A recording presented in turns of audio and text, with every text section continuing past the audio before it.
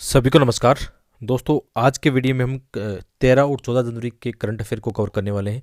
और सबसे पहले आपसे एक रिक्वेस्ट होगी कि वीडियो को लाइक ज़रूर करा करो, साथ में कमेंट करके अपनी ओपिनियन बता सकते हो और अपने दोस्तों के साथ इस सीरीज़ को शेयर कर सकते हो। तो जो सबसे पहले हमारी न्यूज़ आज ये है आईआर के टॉपिक से, जो आपके GS2 के सिलेबस से मैच करेगा। और इसमें जैसे कल क्या हुआ था, एक सम्मेलन हुआ था। कौन सा सम्मेलन? ग्लोबल साउथ सम्मेलन हाल ही में हुआ है। देखो, यहाँ से प्रीलिम्स एग्जाम में कई बार ऐसे डायरेक्ट क्वेश्चन पूछे जाते हैं कि अ, अंतर्राष्ट्रीय संबंधों में, जैसे आपने कई बार संगठन के क्वेश्चन प्रीलिम्स एग्जाम में देखे होंगे, या कई बार जैसे ऐसे सम्मेलन होते हैं अंतर्राष्ट्रीय चीज़ों को लेकर, तो उनके बारे में मेंस में भी क्वेश्चन आते हैं और प्री में भी क्वेश्चन आते हैं। तो इसमें क्या बताया कि जैसे सबसे पहले हेडिंग क्या है इसकी, तो world is in crisis and it is not clear how long it will last, says Modi ji. ठीक है, तो इसमें बताया गया कि अभी हाल ही में बहुत सारी समस्याओं से हम गुजर रहे हैं। जैसे कोविड-19 की समस्या है, जलवायु परिवर्तन की समस्या है, भूराजनीतिक संबंधों में संकटों में देखें आप तो रूस और यूक्रेन का संकट है, जिसके कारण सप्लाई चेन की बाधा है, आर्थिक मंदी है, मुद्रास्फीति की समस्याएं हैं। तो ये सब चीज़ें इस आर्टिकल में चर्चा में की गई थी। तो इम्पोर्टेंट चीज़ क्या है हमारे लिए, मेंस के एग्जाम में आईआर में से कुछ आएंगे और प्रीलिम्स एग्जाम में ऐसा कुछ आएंगे। जैसे ग्लोबल साउथ है, इसका सम्मेलन अभी हाल ही में कहाँ हुआ, भारत में ये सम्मेलन हुआ है। ठीक है, तो इसमें क्या आउटकम निकल के आएगा उसको लेकर ऐसे क्वेश्चन बन सकते हैं।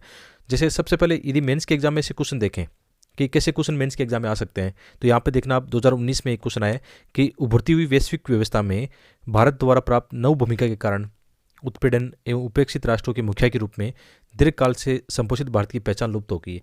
देखो, क्वेश्चन की डिमांड ये है कि अब आपको ये देखना है कि आपके पास अच्छे तर्क है कि नहीं, कि भारत की पहचान लुप्त हो गई है या भारत की पहचान और ज़्यादा उभर कर आई है, कि भारत इसमें आपको नए नए इसमें आइडियाज़ देने हैं। तो ऐसे आर्टिकल आपके ऐसे क्वेश्चन को हैंडल करने में मदद करेंगे। ठीक है, और प्री एग्जाम में ऐसा एक क्वेश्चन मुझे याद आ रहा है, 2015 या 16 की प्री में एक क्वेश्चन आया था जो यहाँ पे मैं लगा नहीं पाया था। तो जो क्वेश्चन आया था उसमें आया था एशिया और अफ्रीका का कोई सम्मेलन हुआ था। ठीक है, तो उसको लेकर कुछ क्वेश्चन बन गए थे। तो ऐसे क्वेश्चन इस टॉपिक से प्री में बन सकते हैं। ठीक है, तो जैसे इसको थोड़ा डिटेल में देख लेते हैं। तो हाल ही में क्या हुआ है कि जो ग्लोबल साउथ का समिट हुआ है, भारत इसका मेज़बानी कर रहा है, याद रखना, और ये अभी वर्चुअल समिट हुआ है। तो ये क्वेश्चन आ सकता है कि हाल ही में सम्मेलन कहाँ पे हुआ था, और इसमें क्या बताया गया है कि दुनिया एक स्थायी संकट का सामना कर रही है। और देखो, आजकल आपने देखा होगा कि जो जलवायु परिवर्तन के मुद्दे हैं, कई बार सम्मेलन होते हैं, तो वहाँ पर क्या होता है, ऐसी चीज़ें सामने आती है कि जो विकसित राष्ट्र है या जो डेवलप कंट्रीज़ है, उन्होंने क्या किया, ज़्यादा कार्बन उत्सर्जन किया, जिसके कारण जलवायु परिवर्तन की समस्या आ रही है। तो यहाँ पे इसमें आर्टिकल में कहा गया कि विकासशील राष्ट्र उतने जिम्मेदार नहीं इन चीज़ों को लेकर। ठीक है, लेकिन समस्याओं को क्या कर रहे हैं, इनसे सबसे ज़्यादा प्रभावित हो रहे हैं विकासशील राष्ट्र, गरीब राष्ट्र। तो अभी हमने देखा कि हम G20 की क्या करें, मेज़बानी कर रहे हैं। तो G20 की मेज़बानी करें तो हमारे पास एक अच्छा मौका है विकासशील राष्ट्रों को के जो मुद्दे हैं उनको वैश्विक प्लेटफॉर्म पर रखने का, और एज ए लीडर आपकी जिम्मेदारी बनती है। अभी भारत विकासशील राष्ट्रों क्या है, एक लीडर है, नेतृत्व करता है। तो भारत की जिम्मेदारी बनती है कि इनकी समस्याओं को उठाए। तो जब भी कई बार इसे देखते हो ना आप, नॉर्थ साउथ देखते हो। ठीक है, नॉर्थ साउथ देखते हो, तो आईआर में अंतर्राष्ट्रीय संबंधों में नॉर्थ साउथ का मतलब होता है विकसित और विकासशील राष्ट्र। नॉर्थ का मतलब विकसित, साउथ का मतलब विकासशील राष्ट्र। कभी कभी ऐसा आएगा साउथ साउथ आएगा, तो वहाँ पर क्या आएगा, साउथ साउथ में आएगा कि विकासशील राष्ट्र, यानी विकासशील राष्ट्रों के मंच ऐसे होते हैं, मुद्दे होते हैं जिनको एड्रेस करना। तो ये जो शब्दावली है ना, ये भी आपको पता होनी चाहिए इसका मतलब क्या होता है। तो ये जो समिट हुआ है, इसमें लगभग 120 देशों ने पार्टिसिपेट किया, विकासशील राष्ट्रों ने। और इसके अंदर जैसे कई बार ये पूछा जाता है कि जो साउथ है उसमें कौन सी कंट्रीज आते हैं ना विकास, तो इसमें विशेषकर जैसे दक्षिण अमेरिका है, अफ्रीका है, एशिया के राष्ट्र इसमें आते हैं। ठीक है, आगे बढ़ते हैं। तो इसमें कई सारे कीवर्ड है जो आपके मेंस के एग्जाम में काम आ सकते हैं। इसमें बताया कि अधिकांश जो वैश्विक चुनौतियां हैं, ठीक है, तो वैश्विक दक्षिण द्वारा नहीं बनाई गई। सिंपल सी बात है कि विकसित राष्ट्र ने ज़्यादा समस्या पैदा की। जैसे अभी आप देखो, अंतर्राष्ट्रीय जो भूराजनीतिक संकट आए, रूस और यूक्रेन का मामला यदि देखें, उसके गहराई में जाएं तो वहाँ पे भी कहीं ना कहीं जो नॉर्थ राष्ट्र है वही नज़र आते हैं, मतलब जो पश्चिमी राष्ट्र है वो ज़्यादा जिम्मेदार नजर आते हैं। इसके अलावा जैसे कोविड-19 महामारी है, जलवायु परिवर्तन है, आतंकवाद है, कई सारे संकट इसमें देखे जा सकते हैं, जिसका प्रभाव नकारात्मक रूप से संपूर्ण विश्व पर देखा गया है। लेकिन इसके ज़्यादा इम्पैक्ट कहाँ नजर आते हैं, जो गरीब राष्ट्र होते हैं। तो इसमें बताया गया कि विकासशील देशों के नेताओं से कहा कि आपकी आवाज़ भारत की आवाज़ है। ये देखो, ये कीवर्ड है, इसमें अच्छा वाक्य लिखा है कि आपकी आवाज़ भारत की आवाज़ और आपकी प्राथमिकताएं भारत की प्राथमिकताएं, आपकी समस्याएं हमारी समस्याएं। ये अच्छे कीवर्ड होते हैं जो आप चाहो तो कहीं ऐसे के पेपर में इस्तेमाल कर सकते हो। आप कोई आईआर का ऐसे लिख रहे हो, ठीक है। विदेश नीति का आपको पता होना चाहिए कि कैसे हमारी विदेश नीति काम करती है। उसमें अच्छे कीवर्ड जरूर रखना आप अपने पास, ठीक है। Your voice is India's voice and your priorities और इंडियाज प्रायोरिटीज, तो ये काम आती है, ये चीज़ें काम आती है ऐसे के पेपर में। याद रखना इस बात को, ऐसे छोटे छोटे कोटेशन होते हैं जिनको अपनी डायरी में नोट कर लिया करो, और आपका ऐसे देखना कितना अच्छा बन जाएगा। अच्छे एग्जाम्पल होंगे, तरोताज़ा वाले एग्जाम्पल होंगे, यानी अच्छे मतलब औरों से नजर आएंगे अलग, वो एग्जाम्पल आपके अच्छे होंगे, ठीक है। इसके अलावा ग्लोबल साउथ व्यापक रूप से, इस ग्लोबल साउथ में कौन से देश या कौन से महाद्वीप शामिल है, तो इसमें व्यापक रूप से एशिया, अफ्रीका और दक्षिण अमेरिका के देशों को कहा जाता है। इस शिखर सम्मेलन का विषय क्या है? मानव केंद्रित विश्व के लिए विकासशील देशों की आवाज़, ठीक है। कि देखो ये भी बहुत अच्छा है, ये भी अच्छे कीवर्ड है जो आपकी मेंस के एग्जाम में आप इस्तेमाल करोगे, ठीक है। तो अभी हमने देखा जैसे इसके इस मैप में देखना, वर्ल्ड के मैप में देखना, इसमें आपको ये है जो रेड इसमें है वो ग्लोबल साउथ है, और नॉर्थ जो ब्लू कलर के हैं वो क्या है इसमें देखना आप, ये है नॉर्थ कह सकते हैं इनको। सिंपल से एक समझ लो, विकसित और विकासशील राष्ट्र, ठीक है, इतना समझ लो। इसमें ज़्यादा इसमें समझने वाली ज़्यादा बात नहीं है। यहाँ पे ऑस्ट्रेलिया और न्यूजीलैंड भी किस में शामिल है? नॉर्थ वाले में शामिल है, यानी विकसित राष्ट्रों का आप कह सकते हो, ठीक है। आगे बढ़ते हैं। तो इसमें और भी बहुत सारी छोटी छोटी डिटेल है जो आपकी मेंस के एग्जाम में काम आएगी, ठीक है। तो इसमें वैश्विक एजेंडे में क्या कहा है कि यहाँ पे कहा गया है कि 20वीं शताब्दी में विकसित देशों ने वैश्विक अर्थव्यवस्थाओं को आगे बढ़ाया। आज अधिकतर विकसित देशों में अर्थव्यवस्थाएं क्या पड़ रही है? बंद पड़ रही है, ठीक है। और इसमें कहा कि ऐसे समय में अगर हम एकजुटता से काम करें तो वैश्विक एजेंडा तय कर सकते हैं। कि जैसे 20वीं शताब्दी में जो विकसित राष्ट्र है, आज के जो विकसित राष्ट्र हैं, उन्होंने काफ़ी मतलब डेवलपमेंट किया, टेक्नोलॉजी में आगे बढ़े, इकोनॉमिक रूप से आगे बढ़े। तो आज कह सकते हैं कि आज हमारा टाइम है, आज हम आगे बढ़ेंगे, हमारे पास अच्छा मानव संसाधन है, अच्छी रिसोर्सेज है, अच्छी हमारे पास तकनीकी है, तो इन चीज़ों में काफ़ी आगे हम निकल सकते हैं। इसके अलावा दक्षिण गोलार्ध के 120 से अधिक देशों के पहले शिखर सम्मेलन की मेज़बानी कौन कर रहा है? भारत कर रहा है। देखो इसमें पूरी डिटेल आपकी प्री और मेंस के काम की। इसके अलावा जैसे इसमें ग्लोबल साउथ की चुनौतियों से निपटने का मंत्र भी दिया। उन्होंने कहा कि दुनिया फिर से ऊर्जावान बनाने के लिए हमें मिलकर प्रतिक्रिया, पहचान, सम्मान और सुधार की दिशा में चलना होगा। ये आपके मेंस के कीवर्ड हैं, ठीक है, नोट कर लो। कई बार आप पूछते हो ना कि अच्छे कीवर्ड कहाँ से लाएं, तो आपका न्यूज़पेपर आपको देता है, ठीक है। अच्छे कीवर्ड आप नोट कर लो। इसमें कितने आर्टिकल में 3-4 कीवर्ड हमारे काम के आ गए, लाइनें काम की आ गई, अच्छे कोटेशन हमारे ये काम आ सकते हैं, ठीक है, इनको नोट कर लेना। तो आगे बढ़ते हैं। ये आपने मैप देख लिया और ये क्वेश्चन हमने देख लिया। तो ये टॉपिक आपके कहाँ काम आने वाला है? आईआर में याद रखना, ऐसे क्वेश्चन डायरेक्ट आते हैं, और प्री में भी कुछ चीज़ें काम आती है, साथ में कुछ अच्छे कोटेशन, अच्छे कीवर्ड आपके मेंस के एग्जाम में, ऐसे के पेपर में आप इनको यूज कर सकते हो। आगे बढ़ते हैं सेकेंड टॉपिक पर, ठीक है। तो ये टॉपिक कहाँ काम आएगा? निश्चित रूप से आपके GS2 में, GS2 में संविधान और राज व्यवस्था है, वहाँ पे काम आएगा। और प्री में यहाँ से बहुत क्वेश्चन आ सकते हैं, संविधान के जो क्वेश्चन आते हैं प्री में यहाँ से आर्टिकल से आ सकते हैं। साथ में एक छोटा सा होमवर्क भी दूंगा आपको, लक्ष्मीकांत का एक चैप्टर पढ़ना है इस टॉपिक से जुड़ा हुआ, जो आपको निश्चित रूप से ही पढ़ना है, ठीक है। आगे बढ़ते हैं। तो अभी हाल ही में आपने देखा ना कि जो संविधान का बेसिक स्ट्रक्चर है हमारा, वो फिर से चर्चा में, बहुत ज़्यादा चर्चा में, ठीक है। 3 दिन से ये आर्टिकल आ रहे हैं, तो इम्पोर्टेंट आपके लिए। देखते इसमें क्या क्या डिटेल है। तो ये चर्चा में क्यों रहा है? तो हाल ही में जो हमारे उपराष्ट्रपति है, उन्होंने कुछ टिप्पणी की थी इसको लेकर, तो उसको लेकर चर्चा में। तो इतना इंपॉर्टेंट हमारे लिए तो नहीं है कि क्या टिप्पणी की थी, क्या हुआ था, इसका क्या मुद्दा है, लेकिन इसको लेकर जो क्वेश्चन बन सकता है आपके एग्जाम में। एक तो प्री एग्जाम में डायरेक्ट क्वेश्चन आया है, पहले भी आ चुका है यहाँ से, कि बुनियादी जो ढांचा है वो क्या है, उसमें कौन कौन सी चीज़ें शामिल की गई है, क्या ये संविधान का पार्ट है या नहीं है, ठीक है, इसको कब जोड़ा गया था। ये क्वेश्चन कहाँ काम आएंगे? ये आपकी प्री एग्जाम में काम आएंगे। और मेंस के एग्जाम में अब क्रिटिकल एनालिसिस हो सकता है। जब ये डिबेट अभी चल रही है ना, ये डिबेट चाहो तो आप सनसेट टीवी पर सुनना इसको जरूर, आपके लिए रिकमेंडेशन होगा कि जब ऐसी डिबेट आती है तो आपको जरूर सुनना चाहिए, क्योंकि यहाँ से इस डिबेट से डायरेक्ट क्वेश्चन आपकी मेंस के एग्जाम में बन जाएगा। कैसे क्वेश्चन बनेगा? कुछ क्वेश्चन ऐसे बनेंगे जैसे क्रिटिकल एनालिसिस वाले पूछे जाएंगे कि संविधान का जो बुनियादी ढांचा है, क्या ये मतलब संविधान का उल्लंघन करता है या संविधान का पार्ट है, या कहीं ना कहीं ऐसा बन सकता है कि कहीं इससे मतलब जो विधायिका है और न्यायपालिका है उसके बीच में कुछ ऐसी टकराव हो सकता है, ठीक है। कई ऐसे क्वेश्चन बनेंगे जो आगे मैंने लगाए भी हैं, अच्छे वाले क्वेश्चन जरूर बनेंगे इससे, ठीक है। तो उसको देखते हैं क्या है। तो एक्चुअल में आपको बुनियादी ढांचे के बारे में वैसे पता होगा, बुनियादी संरचना के बारे में आपने ये क्या करना है, इसमें जो लक्ष्मीकांत बुक है उसका 11वां चैप्टर आपको पढ़ना है। ये आज आपका होमवर्क है, 2 पेज है उसमें केवल, हालांकि उससे कुछ आउटकम तो मैंने वहाँ से निकाले हैं जो आपको समझाऊंगा अभी। बाकी 2 पेज आप अपने से भी पढ़ लेना। क्यों पढ़ लेना? क्योंकि उसमें कुछ हिस्ट्री की तरह दिया गया, आज़ादी के बाद, भारत में आज़ादी के बाद में बात करें तो उसके अंदर बहुत सारी चीज़ें दी गई है कि कब कब इसमें जो बेसिक स्ट्रक्चर है उसकी कहानी शुरू होती है, ठीक है, वहाँ से लेकर बाद में कई कहानी है जो यहाँ पे लेसन में पढ़ाई नहीं जा सकती क्योंकि बहुत लंबा टाइम चला जाएगा। लेकिन आपको पढ़ना है, 2 पेज है, पढ़ लेना आराम से, ठीक है। तो मूल संरचना का सिद्धांत की बात करें तो ये न्यायिक समीक्षा का एक रूप है और जिसका उपयोग अदालतों द्वारा या किसी भी कानून की वैधता का परीक्षण करने के लिए किया जाता है, ठीक है। और इसके बारे में थोड़ा डिटेल जाने तो जो बेसिक स्ट्रक्चर आपको पता है कहाँ से निकल कर आया है, 1973 के अपने सर्वोच्च न्यायालय के केशवानंद भारती बनाम केरल राज्य का एक केस था, वहाँ से निकल कर आया है, ठीक है। और इस फैसले में क्या हुआ था कि 7-6 के बहुमत से, यानी 13 न्यायाधीशों की संविधान पीठ ने ये फैसला दिया था 7-6 के बहुमत से। और उसमें मूल ढांचा का मतलब सीधी सी बात है कि कुछ ऐसी चीज़ें होंगी जिनका आप चाहकर भी उनका संविधान का संशोधन नहीं कर सकते। जैसे आपने पढ़ा होगा आर्टिकल 368 पढ़ा होगा संविधान का, उसमें क्या है, संविधान संशोधन की बात की गई है। लेकिन बेसिक ढांचे का मतलब है कि आप चलो संविधान में संशोधन तो कर सकते हो, ये तो राइट है, संसद आराम से इसको संविधान में लिखा कर सकती है, लेकिन कुछ चीज़ें ऐसी है जिनको आप मतलब मिटा नहीं सकते, जो बेसिक स्ट्रक्चर में आएगी।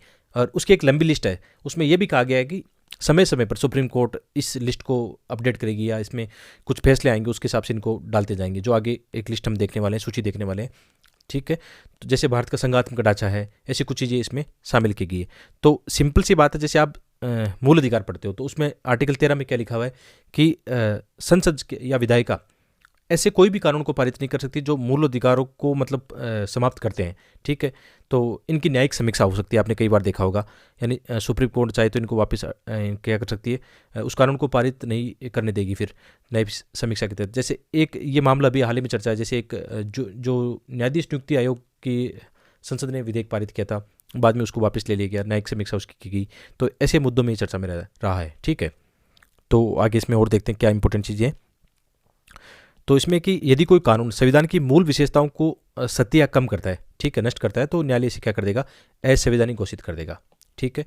जैसे उस मामले में हुआ था एनजेसी जो विधेयक आया था जुडिशरी वाला, उस मामले में ऐसा हुआ था, ठीक है। तो उसी को लेकर ये टिप्पणी की गई थी हाल ही में, तो ये भी देखना है। और बेसिक स्ट्रक्चर की यदि थोड़ी बहुत बात करें, शुरुआत की बात करें, तो कहाँ से शुरू हुआ, केशवानंद भारती केस 1973 से शुरू हुआ है और ये संविधान की मूल संरचना है, बेसिक स्ट्रक्चर है, ठीक है। देखो आर्टिकल 368 के तहत संशोधन तो किया जा सकता है, लेकिन बेसिक स्ट्रक्चर में जो चीज़ें डाल दी गई उनको हटाया नहीं जा सकता, समाप्त नहीं किया जा सकता, ठीक है। तो 368 के अंतर्गत क्या है, संसद के संवैधानिक अधिकार उसे संविधान की मूल संरचना की को ही बदलने की शक्ति नहीं देते हैं, ठीक है। अब मूल संरचना में क्या क्या है वो आगे हम देखने वाले हैं। तो इसका अर्थ क्या हुआ कि संसद मौलिक अधिकारों को सीमित नहीं कर सकती अथवा वैसे मौलिक अधिकार को वापस नहीं ले सकती जो संविधान की मूल संरचना से जुड़े हुए हैं, ठीक है। उनमें बदलाव तो कर सकती है, उनमें कुछ अपडेट भी कर सकती है, संशोधन हो सकता है, लेकिन उनको समाप्त नहीं किया जा सकता जो मूल संरचना के दायरे में आते हैं, ठीक है। बाकी इसकी डिटेल आगे देखें। तो इसमें बाद में क्या हुआ था, जब ये केशवानंद भारती का जो केस आया था, इसमें मूल ढांचे की बात की गई थी। बाद में जो उस समय की सरकार थी उन्होंने कुछ फैसले वापस बदल दिए थे, ठीक है। उसके बाद में 1980 में ऐसा हुआ कि जो मिर्नवा विल्स जो मामला है, ठीक है, 1980 में, ठीक, इसमें भी काफ़ी इसको और अपडेट किया गया, उसको और पावर दिया गया, ठीक है। इसको समाप्त नहीं कर सकते, जो न्यायिक समीक्षा है उसको और ज़्यादा विस्तार उसको दिया गया। तो इसमें बताया गया कि संविधान ने संसद को सीमित संशोधनकारी शक्ति दी है, इसलिए उस शक्ति का उपयोग करते हुए संसद इसे चरम अथवा निरंकुश सीमा तक नहीं बढ़ा सकती, ठीक है। देखो हमारे संविधान में भी क्या है कि चेक एंड बैलेंस है, जैसे जिसको जुडिशरी को या विधायिका को या कार्यपालिका जो भी शक्तियाँ दी गई है उसमें थोड़ा बहुत चेक बैलेंस किया गया है, ताकि मतलब कोई भी एक तानाशाही रवैया नहीं अपना पाए। इस बात का इसको ध्यान में रखते हुए मूल ढांचा जो है बहुत ही एक कह सकते हैं कि बहुत इंपॉर्टेंट है हमारे लिए, ठीक है। तो इसमें क्या है, वास्तव में सीमित संसद को संशोधनकारी शक्ति संविधान की मूल विशेषताओं में से एक है। तो ज़्यादा इसमें डिटेल कुछ नहीं, मैंने आपको जो चैप्टर बताया वो चैप्टर जरूर सेल्फ स्टडी करना। सिंपल सी इसको अब खत्म करें तो क्या है, देखो इस चैप्टर को एंड करें तो समझना क्या है कि बेसिक स्ट्रक्चर क्या है, संविधान का पार्ट नहीं, याद रखना। ये बाद में जोड़ा गया है, ये बाद में सुप्रीम कोर्ट के एक डिसीजन से जोड़ा गया है। तो क्वेश्चन ऐसा जाए कि ये संविधान में मूल संविधान में इसको रखा गया था, तो नहीं रखा गया था, ये बाद में जोड़ा गया है, ठीक है। कौन से केस से, केशवानंद भारती केस से जोड़ा गया है, ये क्वेश्चन आ सकता है एक तो, ठीक है, प्री के एग्जाम में। या जो आर्टिकल चर्चा में रहे, आर्टिकल 368 है, आर्टिकल 13 है, ये चर्चा में रहे, तो यहाँ से क्वेश्चन आ सकता है प्री के एग्जाम में, ये ध्यान रखना। और बेसिक स्ट्रक्चर सिंपल सी बात है कि कुछ चीज़ें ऐसी है संविधान की जिनको चाहकर भी संसद हटा नहीं सकती उनको, यानी संविधान का जो मूल ढांचा है उसको बदला नहीं जा सकता 368 के तहत। संविधान में संशोधन तो हो सकता है लेकिन बदला नहीं जा सकता, इसको ध्यान रखना है। आगे बढ़ते हैं। तो इसमें मूल संरचना के कौन कौन से तत्व है, तो देखो इसमें समय समय पर क्या होगा, बेसिक स्ट्रक्चर की जो लिस्ट है वो अपडेट की जाएगी। तो वर्तमान स्थिति में यदि देखें तो संसद अनुच्छेद 368 के अधीन संविधान के किसी भी भाग मौलिक अधिकारों से संशोधन कर सकती है, ठीक है, बशर्ते इससे संविधान की मूल संरचना प्रभावित न हो तथा सर्वोच्च न्यायालय द्वारा यह परिभाषित अथवा स्पष्ट किया जाना है कि मूल संरचना के घटक कौन से हैं और विभिन्न फैसलों के आधार पर। याद रखना, यहाँ से प्री का क्वेश्चन बन सकता है बिटवीन द लाइन। लक्ष्मीकांत की बिटवीन द लाइन आपको जरूर पढ़नी है, वहाँ से क्वेश्चन बन सकता है इसको लेकर, ठीक है। और जो लिस्ट है वो कौन सी है आप आराम से देखो। जैसे संविधान की सर्वोच्चता है, ठीक है, बहुत सारे यहाँ पे कितने पॉइंट लिखे गए आराम से देखना। जैसे धर्मनिरपेक्ष चरित्र है, संविधान की संघीय जो स्वरूप है हमारा, फेडरल सिस्टम है हमारा, ठीक है। ये आराम से इसको थोड़ा सा मेमोराइज कर लेना, इसको समझ लेना थोड़ा सा, क्योंकि क्वेश्चन ऐसा बन सकता है कि कौन से अभी बेसिक स्ट्रक्चर में शामिल है या नहीं है। प्री एग्जाम में ऐसा क्वेश्चन डायरेक्ट आ सकता है यहाँ से। अब इतना चर्चा में रह गया ना, तो यहाँ से क्वेश्चन बन सकता है। और मेंस के एग्जाम में तो आप तैयार रहना इसके लिए। मेंस के एग्जाम यहाँ से पक्का क्वेश्चन 2023 में आएगा। कैसे आएगा? काफ़ी कुछ क्रिटिकल एनालिसिस वाला आएगा। इसके लिए आपको क्या करना पड़ेगा, कुछ डिबेट का सहारा लेना पड़ेगा। जैसे हाल ही में 3-4 दिन से ये आर्टिकल आ रहे हैं, तो कुछ आर्टिकल अच्छे वाले पढ़ लो आप। साथ में संसद टीवी पर ऐसी डिबेट पक्का आएगी इसको लेकर, है ना। वो अच्छी वाली डिबेट होती है जो आपको पॉइंट प्रोवाइड कराएगी कि पक्ष में बोलना है या विपक्ष में लिखना है, क्या लिखना है, वो आपको वहाँ से सीखना है, ठीक है। तो मेरा काम क्या है कि मैं हर एक चीज़ आपको नहीं पढ़ा सकता हूँ। मैं खुद आपकी तरह एक स्टूडेंट हूँ। मैं खुद चाहता हूँ कि थोड़ा जिज्ञासु प्रवृत्ति का जो स्टूडेंट होगा ना, वो ज़्यादा अच्छा कर पाएगा यहाँ पे। हालांकि इनको लेकर हमें पीएचडी भी नहीं करनी है, हमें बस इतना समझ लेना है कि जो भी चीज़ चर्चा में है ना, उसको हम अच्छे से कवर कर पाएँ थोड़ा सा। जैसे मैं इसको लेकर मैं भी कुछ डिबेट सुन रहा था यूट्यूब पर, है ना। तो जैसे संसद टीवी की डिबेट कुछ अच्छी लगी मुझे, और बाकी आप अपने हिसाब से देख लेना, कुछ अच्छा लगे तो जरूर सुनना इसको। और ऐसे बहुत सारी चीज़ें इसके अंदर शामिल की गई, याद रखना। बेसिक स्ट्रक्चर में ये समय के साथ अपडेट होती रहती है। और इसको लेकर क्वेश्चन पहले कैसे आ चुका है प्री एग्जाम में 2020 में, देखो यहाँ पे पहला स्टेटमेंट क्या है कि भारत का संविधान अपने मूल ढांचे को संघवाद, भारत का संविधान याद रखना अपने मूल ढांचे को संघवाद, पंथनिरपेक्षता, मूल अधिकार तथा लोकतंत्र के रूप में परिभाषित करता है। देख लो, हिंट है इसमें आपके लिए, क्वेश्चन का जवाब आपको ही देना है, ठीक है। सेकंड स्टेटमेंट है भारत का संविधान नागरिकों की स्वतंत्रता था उन आदर्शों जिन पर संविधान आधारित है की सुरक्षा हेतु न्यायिक पुनरावलोकन की व्यवस्था करता है। थोड़ा सा सोचोगे, आंसर आराम से दोगे सोच समझ कर। चैप्टर भी आप पढ़ लेना, वो 11वें नंबर का चैप्टर जरूर सेल्फ स्टडी करनी है। और मेंस के एग्जाम में कैसे क्वेश्चन आ चुके हैं, सबसे पहले तो बात करें डायरेक्ट कौन सा क्वेश्चन आया इस टॉपिक से। तो डायरेक्ट क्या है, इसको हम देखें, बेसिक स्ट्रक्चर का एक क्वेश्चन डायरेक्ट जरूर मिलेगा आपको, ठीक है। यहाँ पे देखना आप, ये देखना कि संविधान का संशोधन करने की संसद की शक्ति एक परिसीमित शक्ति है, ठीक है। और इसे आत्यंतिक शक्ति के रूप में विस्तृत नहीं किया जा सकता। थोड़ा इंग्लिश पढ़ लेना, देखो इसमें अजीब सा लिखा हुआ है, एब्सोल्यूट पावर लिखा हुआ है, ठीक है यहाँ पे। और इस कथन के आलोक में व्याख्या कीजिए, क्या संसद संविधान के अनुच्छेद 368 के अंतर्गत अपनी संशोधन की शक्ति का विशदीकरण करके संविधान के मूल ढांचे को नष्ट कर सकती है। ये देख लो, अब 2019 की क्वेश्चन में, 2019 के एग्जाम में डायरेक्ट क्वेश्चन इसी टॉपिक से आया है, बेसिक स्ट्रक्चर से। और ऐसा ही क्वेश्चन आएगा, याद रखना, ऐसा ही क्वेश्चन बेसिक स्ट्रक्चर का थोड़ा सा आएगा। तो आप क्या करोगे, थोड़ा सा अपने से सोच समझ के अच्छे कीवर्ड पहले से तैयार कर लेना कि यार ये क्वेश्चन तो पक्का आएगा, ठीक है। इसके अलावा जैसे ये क्वेश्चन आया कि 2019 में, क्या आपके विचार में भारत का संविधान शक्तियों के कठोर पृथक्करण के सिद्धांत को स्वीकार नहीं करता बल्कि ये नियंत्रण और संतुलन के सिद्धांत पर कार्य करता है, व्याख्या कीजिए। उसमें ये चीज़ें काम आएगी कीवर्ड के रूप में, अच्छे एग्जाम्पल के रूप में। इसके अलावा न्यायालय द्वारा विधायी शक्तियों के वितरण से संबंधित मुद्दों को सुलझाने से परिसंघीय सर्वोच्चता का सिद्धांत और समरस अर्थावन उभर कर आए हैं। हिंदी अनुवाद थोड़ा सा अजीब रहता है, ठीक है। तो डायरेक्ट इनडायरेक्ट आए हैं, डायरेक्ट तो ये क्वेश्चन आए, बाकी ये डायरेक्ट इनडायरेक्ट है, ठीक है। एक क्वेश्चन और देख लेते हैं, 2021 में आया है, संवैधानिक नैतिकता की जड़ संविधान में निहित है और इसे तात्विक फलकों पर आधारित है। संवैधानिक नैतिकता के सिद्धांत की प्रासंगिक न्यायिक निर्णयों की सहायता से विवेचना कीजिए, ठीक है। याद रखना, ऐसे कई बार जुडिशरी के निर्णय होते हैं जो आपको डायरेक्ट यहाँ से पॉइंट प्रोवाइड कराएंगे इन क्वेश्चनों को लेकर, ठीक है। मेंस में ऐसे ही क्वेश्चन आते हैं, सेकंड पेपर में अटपटे क्वेश्चन आते हैं, लेकिन करंट अफेयर के ज़्यादा आते हैं, तो इस बात का ध्यान रखना। तो ये तो हुआ हमारा आज का लेसन।